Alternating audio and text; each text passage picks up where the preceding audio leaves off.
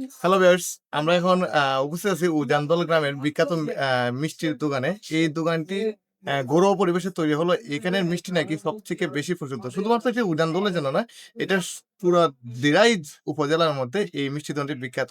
চলেন এই মিষ্টি ট্রাই করে দেখি। যদি আমি ফুড ব্লগার না, তারপর চেষ্টা করবো যে এখানের ঐতিহ্যের মিষ্টিটা সবার সামনে তুলে ধরবো। যদি আমি সুগার খুব একটা বেশি পছন্দ করি না, তারপরও একটা মিষ্টি নিছি।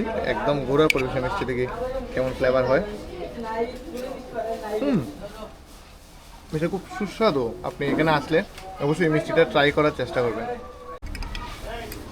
দিরাইয়ের বিখ্যাত মিষ্টির স্বাদ নিচ্ছি মিষ্টিটা।